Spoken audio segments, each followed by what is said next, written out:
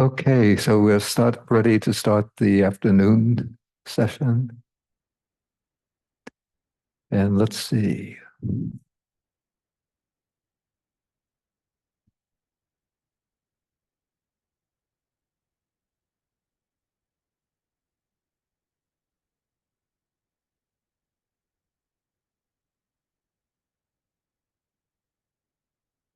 Okay, so now we will be covering the Mangala Sutta verses number 5 and then 6, concerned with family life, livelihood, and then becoming a pillar of society through giving, generosity, righteous conduct, blameless deeds. Okay, so let us move on.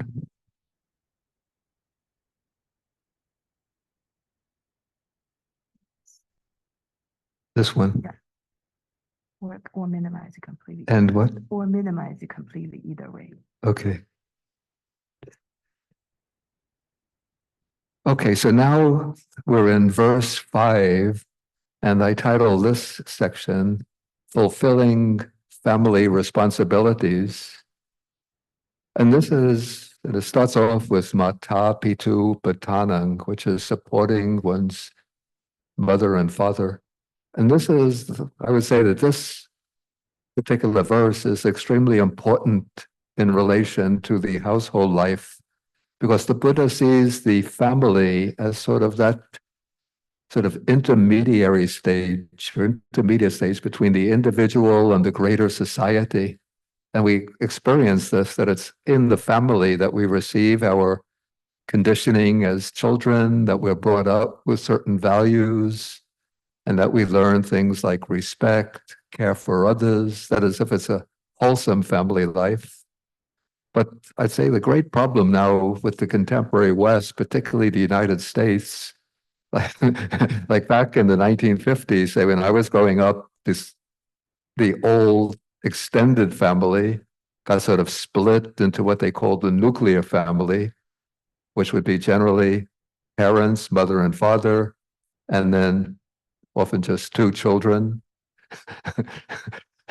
And then what's happened in the later decades, the late 20th century and now 21st century, even the nuclear family has been sort of split into the atomic family, where each individual is like an universe unto themselves, like an atom unto themselves. So the divorce rate becomes very high. Both mother and father work at separate jobs. Children don't have much contact relation with their parents or with their siblings.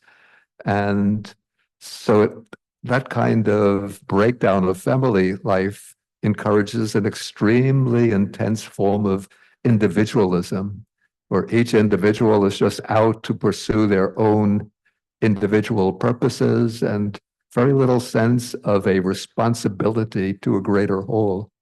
And we see the negative impact that this has on the whole society, where each individual just throws themselves into an intense competition with other people and no sense of social commitment, solidarity, responsibility to the greater whole. Maybe there's a reaction to this setting in now, with people starting to realize how our lives have become impoverished because of the loss of the value that comes through family relationships. And we're trying to recover that with various forms of community. Okay, so let us see what the Buddha has to say about family life. And he emphasizes very strongly the responsibility of the children to their parents. And so and I have to say also that maybe people in the present day United States maybe don't experience the same kind of obligations and responsibility to their parents that people in a more traditional culture will feel. And often, I mean, this is a rather sad situation, but children are often subjected to either neglect or abuse by their parents. And so that will naturally sort of break down the sense of love, respect, and devotion to the parents that one would find in a society that places a high degree of emphasis on the responsibility of parents to their children, the obligation of parents to show real love and nurturing concern to their children. But when parents just neglect the children and pursue their own individual goals, their own individual purposes, then the children as well will lose a sense of responsibility to the parents. And particularly if the parents are either neglectful or abusive towards the children, then it leads to very toxic family relationships rather than a wholesome and nurturing family relationships.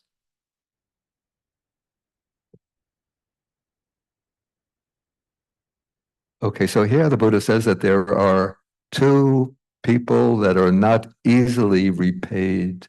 So what are the two? One's mother and father. And this might seem a little exaggerated.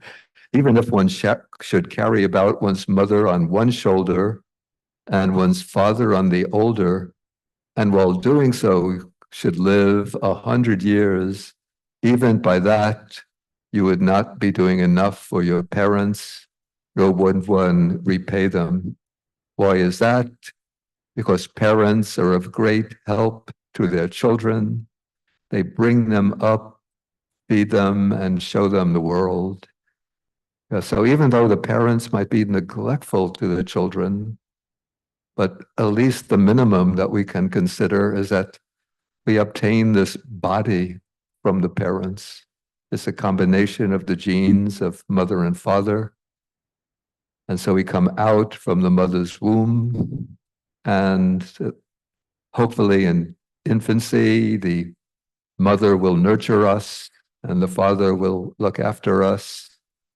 And even as we are growing up, we can know that our parents are going to work out into the world to work, to earn money, to bring up their family, to bring up their children, often saving a lot of money so that they could send the children to good schools or to pay for their college fees and tuition, to help them get a job after they finish their education. So even the food that we eat, the milk that we drink, the mother's milk when we're infants comes from the mother. And when we're children, the food that's put on our plate comes from the labor of our parents. And so even if the parents are a bit neglectful, but we could still sort of turn a blind eye to that aspect and just focus on the sacrifices that the parents did make to bring us up.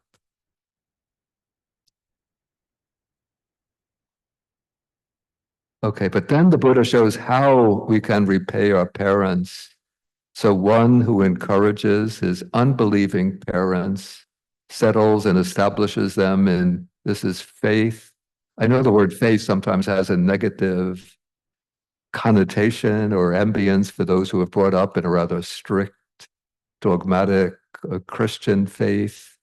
But this is a saddha, which I'll elaborate on later, but it's the quality of placing trust, or the trust of the heart, and in the Buddha's context, the trust of the heart in the three jewels, in the Buddha, the Dharma, the Sangha. One who encourages his immoral parents, if the parents are transgressive, not following a code of good conduct, one settles and establishes them in sila, in the precepts, in moral virtue. If the parents are miserly, one settles, establishes, one encourages them, settles and establishes them in generosity. And if the parents are ignorant in the sense of not having any understanding of the Dharma or of true principles, one encourages, settles, and establishes them in Hanya, in wisdom. And so such a one does enough for his parents, he repays them, and more than repays them.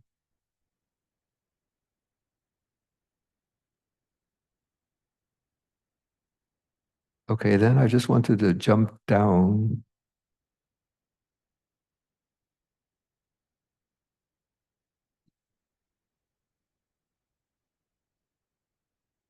Maybe it wasn't in this file. Let me find the other file.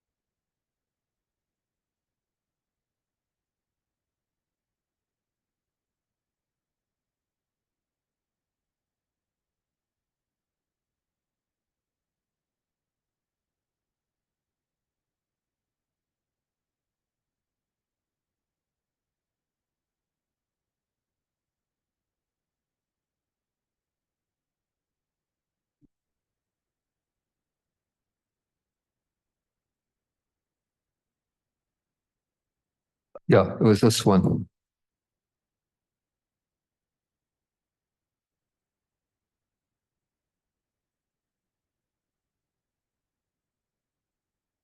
We'll increase the point size.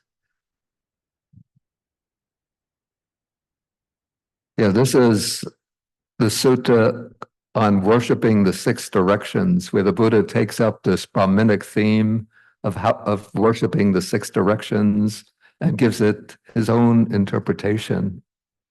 So the Eastern direction are the parents, the way children should relate to their parents.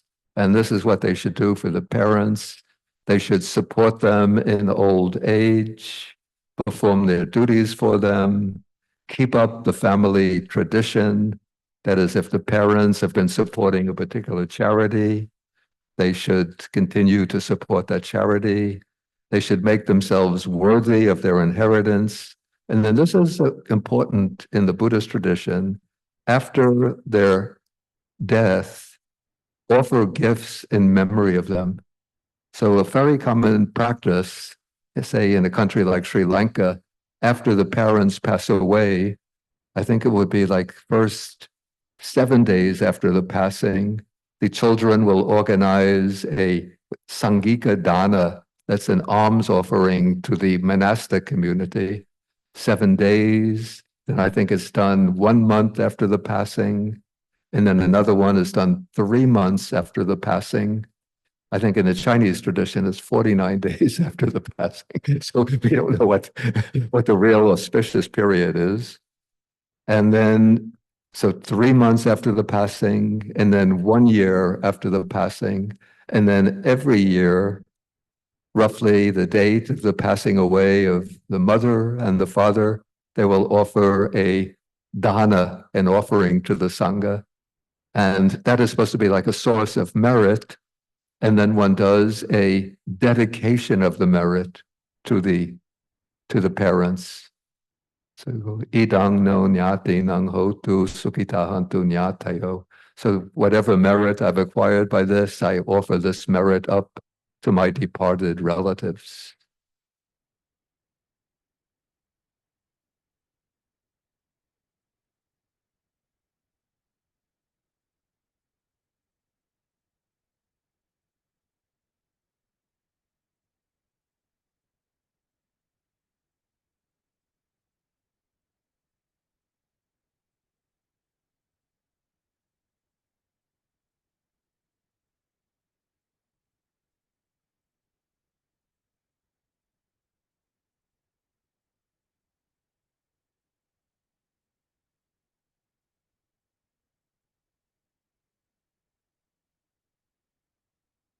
Okay, we return to the supplementary text.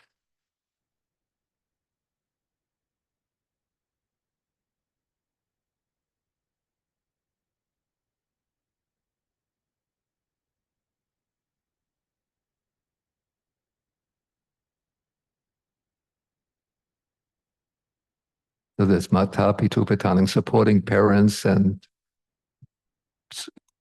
mata pitu pitanang, puta darasa sangaho. So the next one is supporting. You have to understand that the verses are formulated a bit from in a patriarchal society from the standpoint of the male. So it says, puta darasa sangaho, supporting one's wife and children. But we would have to see this now in a more reciprocal way. So we have the relation here of husbands and wives. And the Buddha speaks of here in a sutta, he speaks of 4 kinds of marriages. So we have the marriage of a wretch together with a wretch lives together with a god lives together with a wretch. And the ideal marriage is when a god lives together with a goddess. And so we'll just take the first and the last one. This is the sort of destructive marriage where the wretch lives together with the wretch. And here the husband is one who transgresses the 5 precepts, at least one or several of the precepts, killing, stealing, engaging in sexual misconduct, lying, and using intoxicants.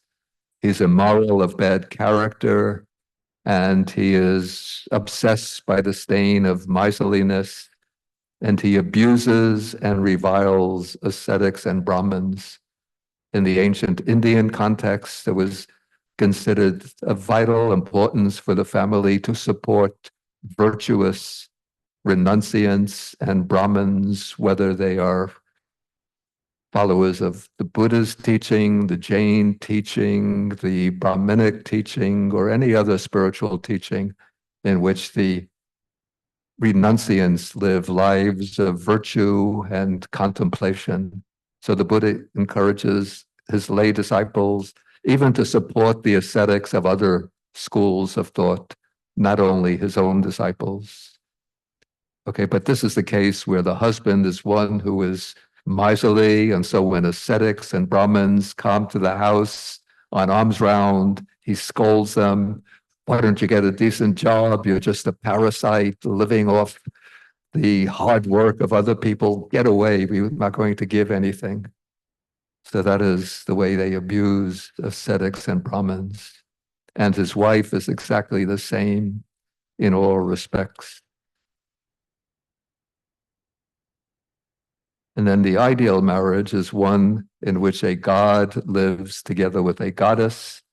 So this is one where the husband is one who observes the 5 precepts. He's virtuous, of good character, and he dwells at home with a heart free from the stain of miserliness. In other words, he's generous and charitable, and he does not abuse or revile ascetics and Brahmins. And his wife is the same in all these respects. And it's in such a way that a god, a deva, lives together with a devi, a goddess. So that is the ideal marriage. Of course, real marriages often are not like that, but this is setting a high standard. But there's another little sutta, again, it's the same one on the 6 directions. Let's go back to that.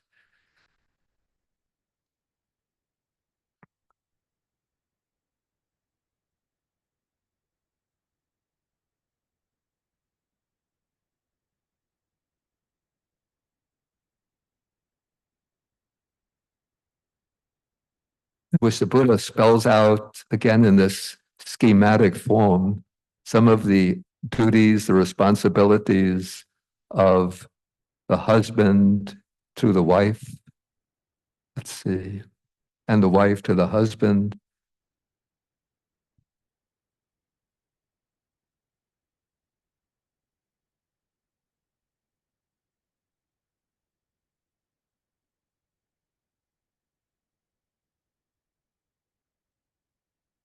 Okay, so the husband, this is called the Western direction.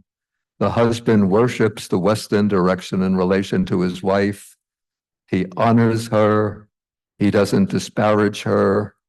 Again, this is a problem, I think, in many contemporary marriages, where after the initial honeymoon wears off and the excitement, the joy of the marriage wears off, then it would usually be the husband who starts disparaging, denigrating, scolding, and putting down the wife. And the husband should be faithful to his wife. And in this sort of patriarchal family structure, he relinquishes authority to her with regard to the household. So the wife is in charge of the home. And the Buddha even adds that from time to time, the husband provides her with ornaments. And then the wife, showing compassion to her husband. Again, you have to understand this is a traditional family structure. So she properly arranges the household work, seeing that all of the work is taken care of. I'm sorry to say, in terms of contemporary family structure, but she's in charge of the cooking, laundry, keeping the house clean, neat and tidy, showing hospitality to the husband's relatives when they visit. She's faithful to him. She protects his earnings. So the husband, when he comes home, he turns over his salary, his earnings to the wife, and she takes care of that. And she is skillful and diligent in all of her tasks. So even though some of these particular stipulations might not seem so applicable today, I don't know, I don't have experience of married life myself. but, but I think if you take the underlying principle without having to focus too narrowly on specific details, you can see that it encourages a relationship of mutual love, respect, fidelity between husband and wife, where each exercises authority in their own domain. Okay, so this is Putta Darasa Sangaho, so taking care of, supporting wife or husband, and then the other one is the relation of parents to children. So we did the relation of children to parents, and now this is the responsibility of the parents to their children, that the parents show compassion to their children by restraining them from evil. They have to teach them what is right, what is wrong, encourage them to do good, to teach them some skill. Again, this might seem antiquated today, but they'll see that the children go to school so that they can learn, get a good education. And this will seem very antiquated today. Find a suitable marriage partner for them. But anyway, parents will be concerned to ensure that their children will choose an appropriate marriage partner on their own. And if, say, the daughter brings home a guy who seems like a scoundrel or rascal, they'll warn her against them. And if the son brings home a girl to marry and she seems of questionable character, the parents will caution the son against her.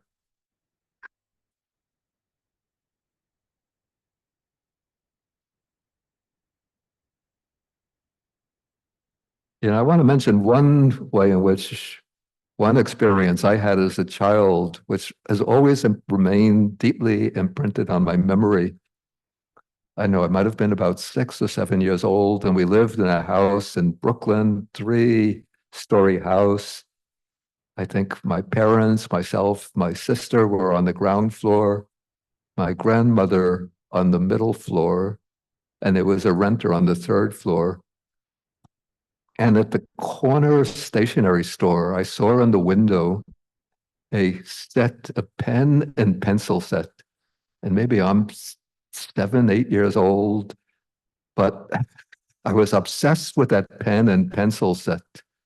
I wanted to get it, but maybe it was, I don't know, $5, something like that. This is like the 1950s. And so I see my mommy leaves her pocketbook around. And so one day when nobody is looking, I open mommy's pocketbook and take out $5 and go to the stationery store and I buy the pen and pencil set and take it home. And sure enough, my mommy finds the pen and pencil set and asks me how I got it. Where'd you get the money for that? And grandma gave it to me, which was very stupid because my grandma lives on the middle floor.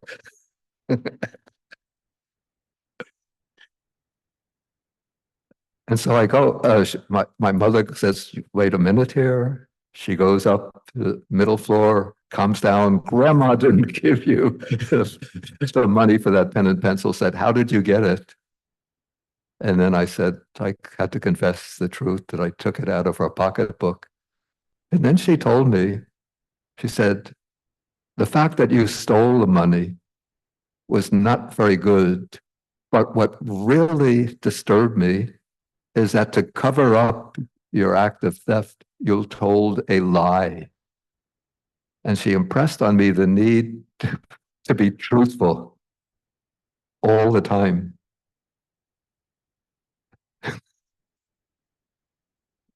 But I could go on being a thief as long as I'm a truthful man.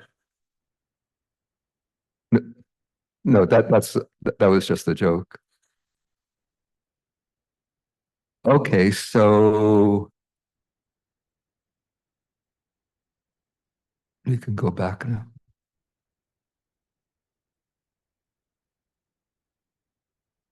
I have to check the time.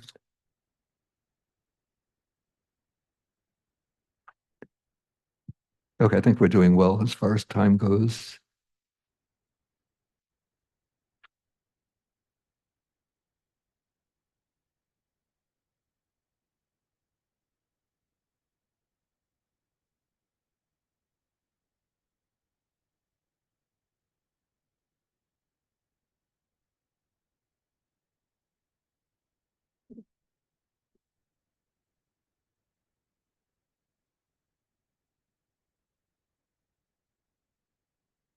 So we have Mata Pitu Patanang Putadarasa Sangaho Anakula Chakamanta.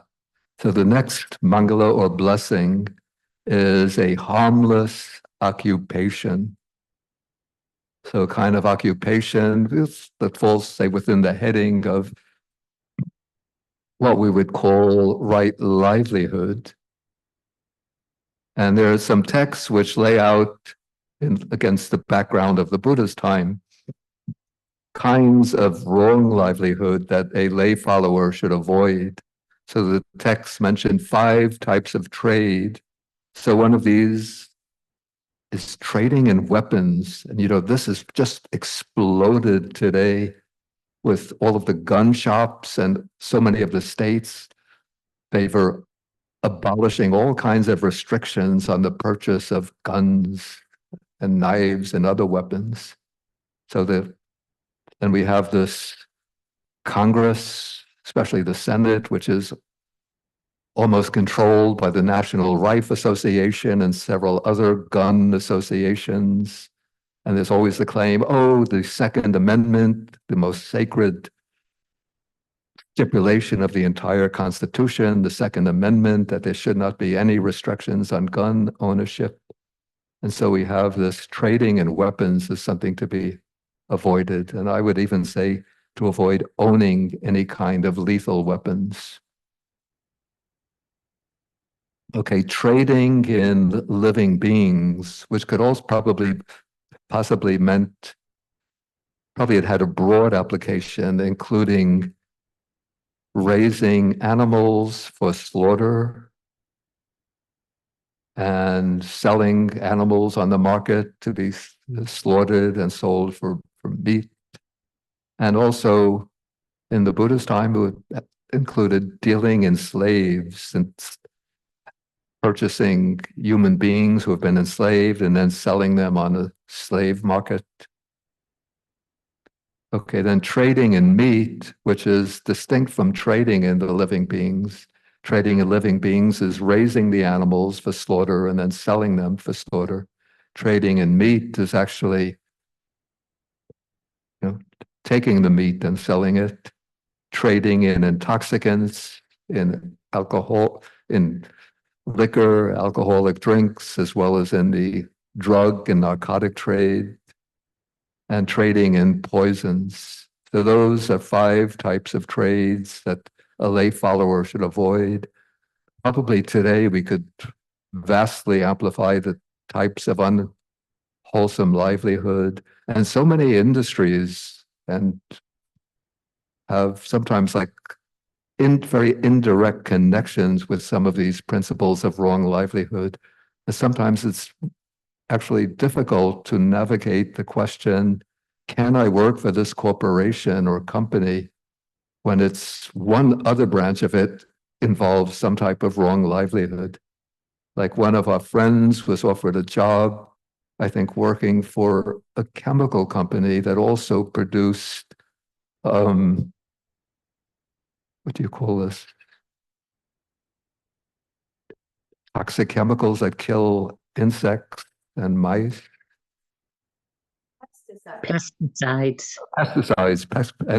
Pesticides. And he wouldn't be directly selling the pesticides, but he was indecisive. Should I take that job or not? And then he decided not to take it.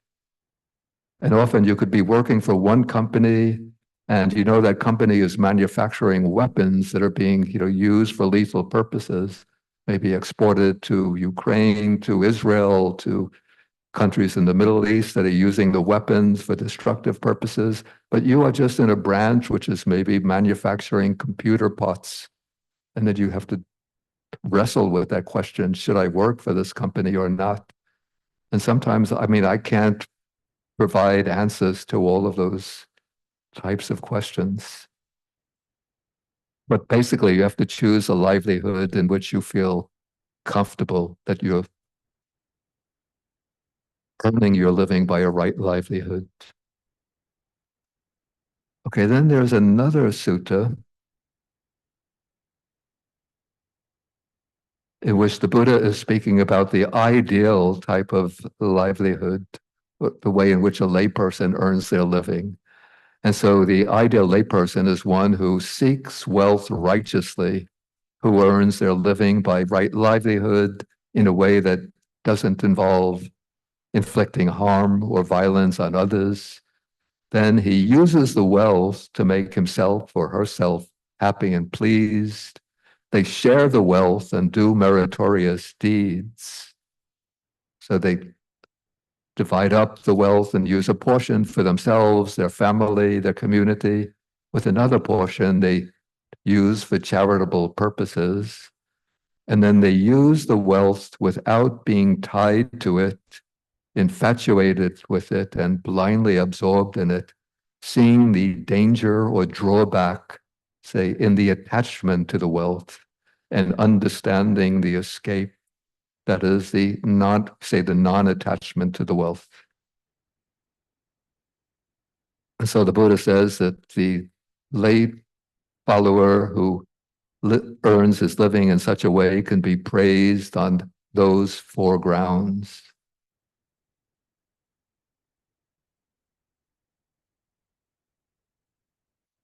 Okay, so that takes care of verse 5. Now we'll try to cover verse 6 and then leave some time for questions.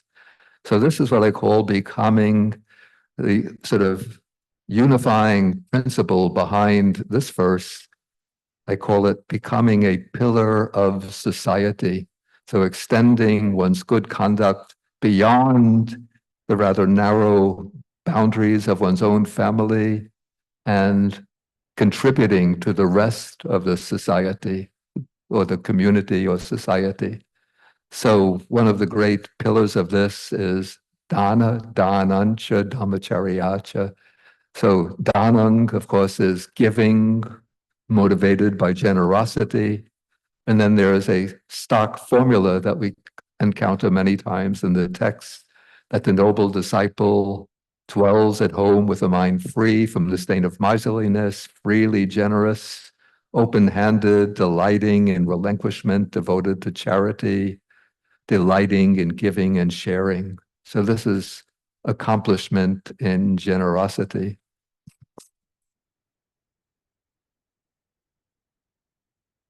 And then these are called the 5 gifts of a superior person or of a good person, the 5 ways to give. And I think probably what is intended here is giving. See, I would distinguish, following some of the Buddhist texts, 2 domains or spheres of giving. We could even have 3 spheres of giving. What is called the field of reverence, the field of gratitude, and the field of compassion. The field of reverence, that is sort of religiously motivated giving, where one gives, the layperson will give to support the renunciants, the monastics, giving them their basic requisites, robes, food, dwelling place, medicines, or making offerings to support a monastery or Dharma center, meditation center. So that is giving out of reverence. The field of gratitude would be children giving to their parents, students giving gifts to their teachers, or giving a gift to somebody who has been a benefactor in some way.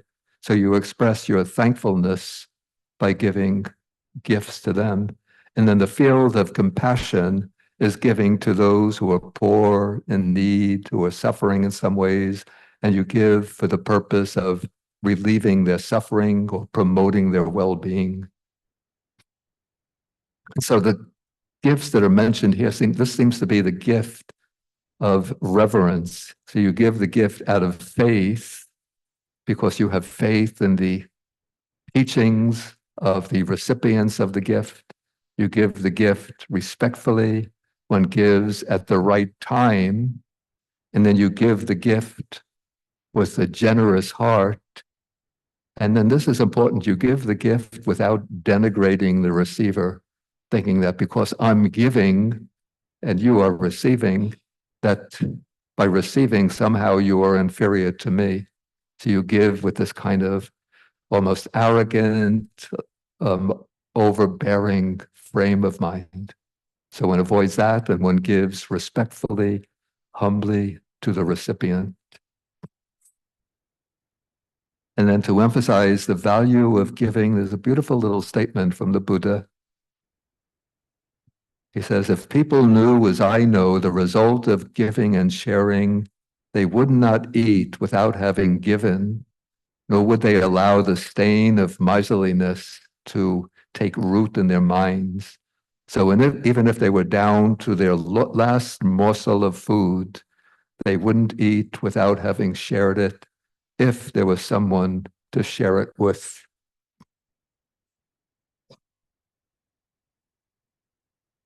And I think this emphasizes very strongly the importance of the gift of food, is because the food is the support of living beings. Our life is entirely dependent on food. And so the most fundamental gift, material gift, is the gift of food. And then this last statement that we have here, that there are 2 kinds of gifts. One is the gift of material things, and the other is the gift of the Dharma. And then of these 2 kinds of gifts, the Buddha says the gift of the Dharma is foremost. But we should never sort of overlook the value of the gift of material things and think because I'm giving Dharma in some way that therefore I can just neglect the gift of material things. Okay, so we have Dhanancha Dhammacharyacha, Nyatakanancha Sangaho. So then we have right Dhammacharya, which is literally it's conduct or behavior that conforms to the Dhamma. It seems to be a very broad term, but the commentary explains this in terms of what are called the 10 courses of wholesome action. So we'll just use this as the template for righteous conduct. So we have 3 types of wholesome bodily conduct: abstaining from killing, and one dwells compassionate for all beings. One abstains from stealing, and one is honest and trustworthy, not like the little boy who. One abstains from sexual misconduct and remains faithful to one's partner. Then comes 4 of speech, abstaining from false speech, speaking the truth, abstaining from divisive speech. Instead, one speaks words that promote harmony. One abstains from angry or harsh speech, but one speaks gently and politely. One abstains from idle chatter, and one speaks words that are pithy, meaningful, rich in meaning. But even then, one speaks in moderation, not in excess. Then 3 wholesome courses of the mind. So one overcomes covetousness and is content with what is rightly one's own. One overcomes ill will or hatred, and one tries to develop goodwill towards others. And one discards wrong view, particularly the view that denies the sort of fundamental principles of ethics, and one adheres to right view, especially the view of karma and its fruits, its results. So those are the 10 ways of wholesome action. This is a rather long sutta. I won't go into it in detail. In fact, it's a bit similar to what we came across. But this is, the next blessing is assistance to relatives and blameless action, so we can take them together with one sutta, where the Buddha is speaking to Anathapindika, and he speaks about 5 ways of utilizing wealth.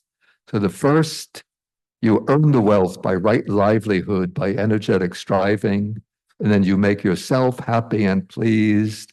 You help your parents, you help your spouse and children, and then in the traditional Indian family, the servants, workers, and helpers, you make them happy and pleased and maintain them in happiness.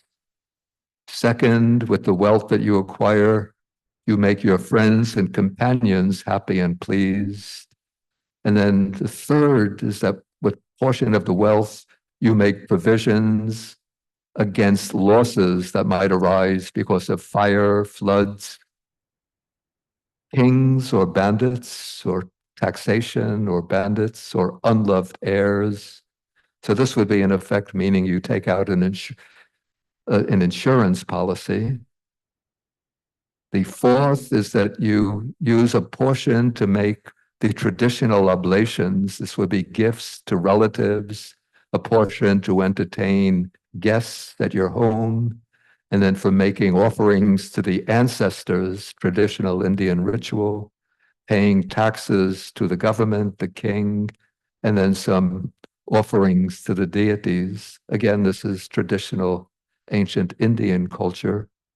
And then with the 5th portion, you establish what is called an uplifting offering of alms to those ascetics and Brahmins who are dedicated to taming themselves, calming themselves, and training themselves for liberation.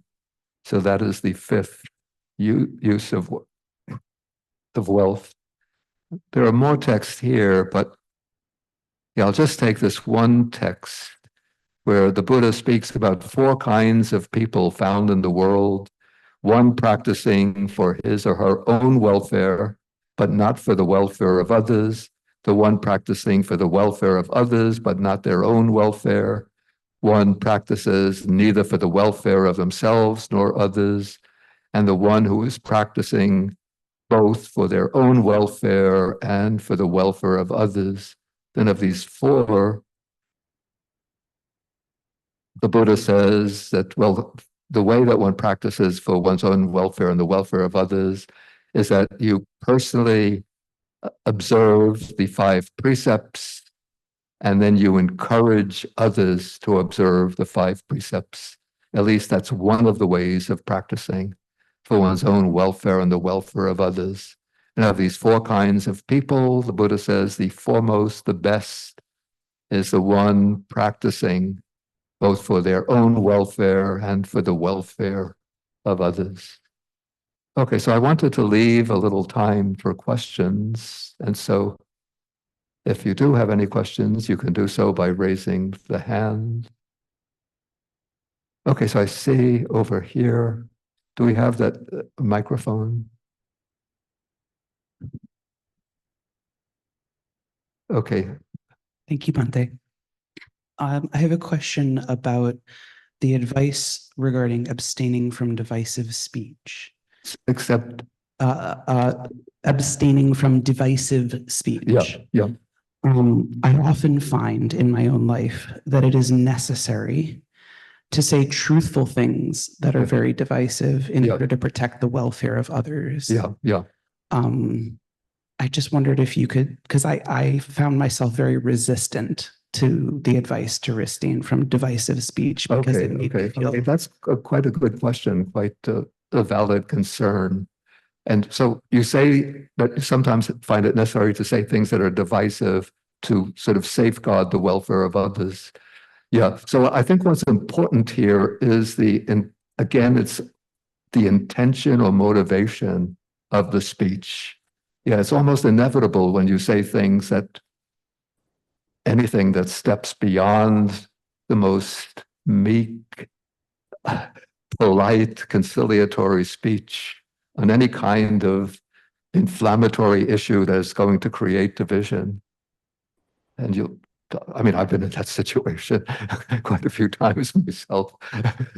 But the important thing is the intention or motivation. And so what is being sort of pointed to by abstaining from divisive speech is you see that there are some groups of people or a group of people who are in harmony, living together in harmony, where they have cordial relations, and your intention is to divide them in order to win the affection, the allegiance, the loyalty of one person in that group or one part of that group to yourself.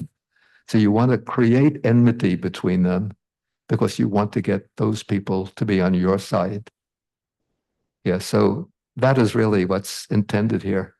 Isuna vacha is the Pali word. It sort of suggests speech that's malicious, with a malicious intention. That's very helpful. Thank you. Yeah.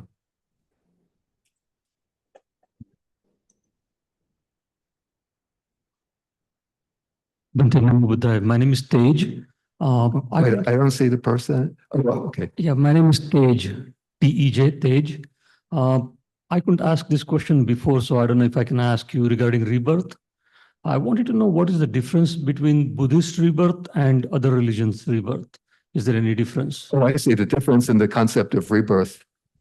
In a way, this is a bit of a theoretical question. Maybe you could save that question because I'm going to come to the idea of rebirth later on in the presentation. Okay. So we'll save it then, and maybe I'll try to touch on that. Thank you.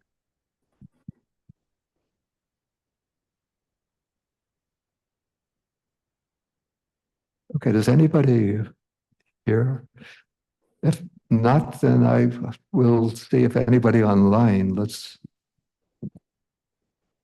Okay, so I do see. Okay, so this will be Helen Rosen. Yes, thank you. Let's see if, wait, just let me get this in. Okay, go ahead. So thank you for your teaching. I really appreciated your comments about merit. And it's just a very quick question. I mean, I just wondered, whatever the Pali word is, has it ever been translated as something other than the word merit? Because that word is so difficult for so many people, I think. I don't know, merit has become such a standard translation. Maybe somebody tried doing goodness, but that really doesn't capture the particular nuance that a person brought up in, say, in the Indian culture will understand by punya. It's not simple goodness. but it's that capacity of good actions, of wholesome karma to produce desirable results, both, as I said, mundane, by way of long life, good health, good opportunities for success in life, and world transcending benefits. Yeah, maybe desirable results would be a better, or at least it would be a good way for me to think about it, probably. Well, the desirable result, that is the fruit or result of merit, but the merit is the good deed itself, considered from that particular aspect of its potency or potentiality or capacity to produce those results. So I think we just have to leave the word merit and get accustomed to it. Okay. I've never seen another rendering that has worked for me. All right. Thank you very much. Okay, so I see somebody here with the hand. And again, when I call on you, please let me know the name so I can't guarantee that I'll be able to remember it in the future. Hi, my name is Megan. Oh, you're Megan, of course, I see all the time, yeah. Or often, yeah. So I have a practical question. You had just mentioned talking about trying to put this in order. This morning, you gave us some practical advice on contemplation and meditation on, for instance, the aspects that we want to work on, so determinations. Yeah. And I was thinking with your discussion of number 5 and the unhelpful patterns of the parents and ways that one can act, one also has to undo those unhelpful patterns that one's inherited from the parents. Yeah. Do you have practical advice on ways to work on contemplating undoing those unhelpful patterns That one is that one's inherited inherited from the parents. or from? You mean ways of behavior that you've picked up from the parents? Certainly, we talk, because also here we talk about if the parents are immoral to practice morality and virtue or moral virtue. If parents are miserly, they want to practice generosity, and these are things in practice. Yeah. But I'm thinking in terms of also the practical contemplative or meditative in meditation or in contemplation. Do you have any suggestions? I mean, if you yourself have those tendencies that have been picked up from the parents, how to sort of unravel them within yourself? In the meditative process. In the meditative process. I would just say, okay, so some of the things that are mentioned, the parents lack faith, so you want to instill in faith. They lack morality, moral behavior. They lack generosity. They lack learning. What was the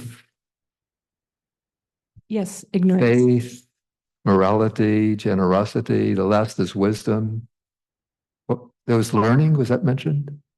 You mentioned ignorance and that you one Oh, practice. I think that's just 4. It just mentions 4.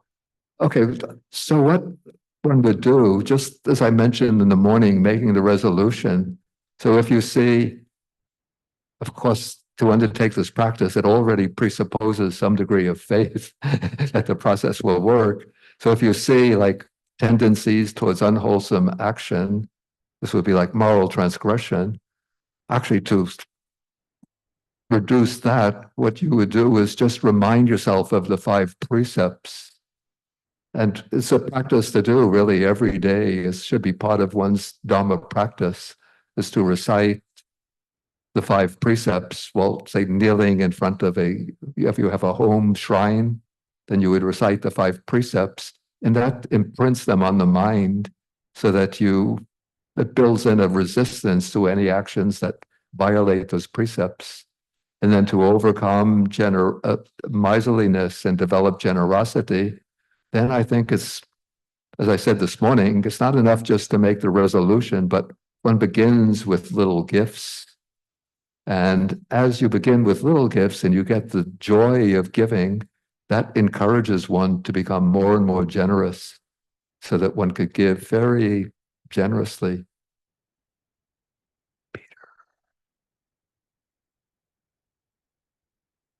The writer on ethics, animal liberation. Peter Singer, was that his name?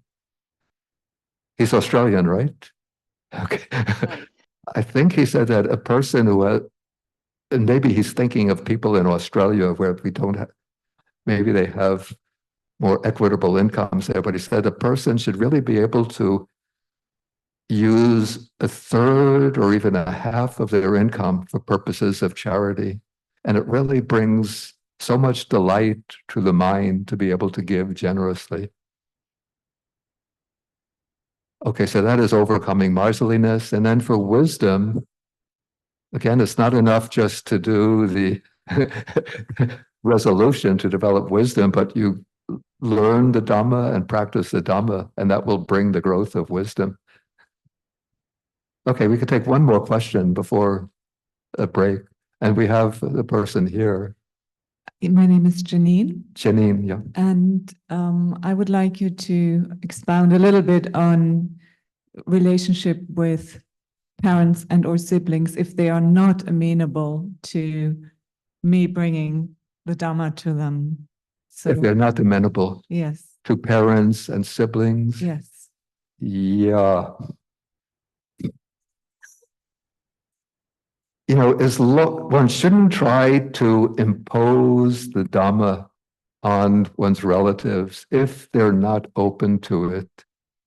The problem is if they are hostile to you sort of following the Dhamma, particularly I would say in the case of people who come from maybe evangelical Christian background where the parents think, you have to accept Jesus as your personal savior. If you don't do that, you follow any other religion, you're damned to hell. I mean, that could be very difficult, but you just have to find a way, a modus operandi, I think, to live harmoniously with one's family and just try to convince them that you are following the religion that you prefer, and please let me follow the faith that I prefer. And maybe see that you could try to find common ground, at least in ethics and some of the ethical practices. Even you could take like the Sermon on, if they're Christian, for example, the Sermon on the Mount. What are some of the qualities that are advocated in the Sermon of the Mount? You know, qualities like purity, humility, generosity, selflessness. And you say, these are the qualities that I'm trying to follow through practicing the Buddha Dharma.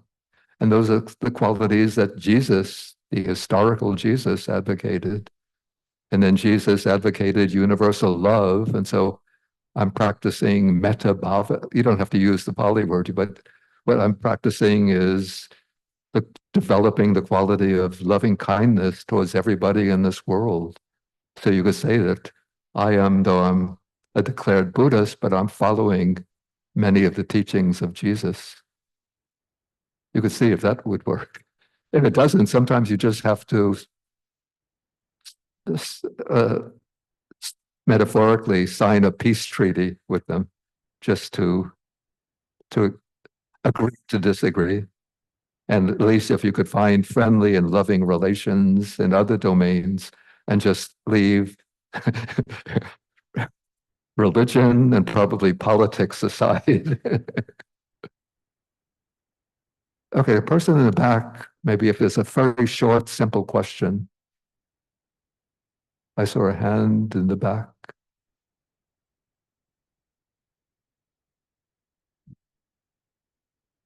My name is Zoe. Is Zoe? Zoe. Okay. Yeah, can you clarify again what you said about not owning any guns or using guns for self-defense?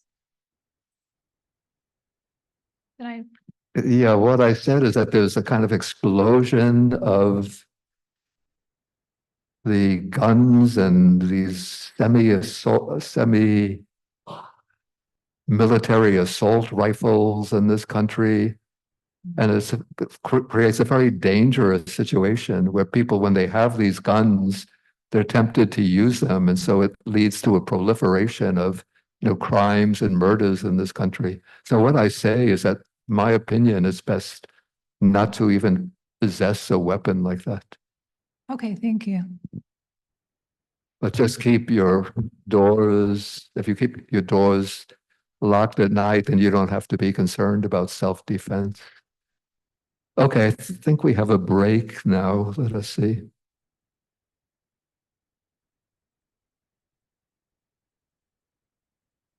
Okay, we have a break till 3:30, and then we're going to do something new for me. Okay, so we could take a little break, 15-minute break.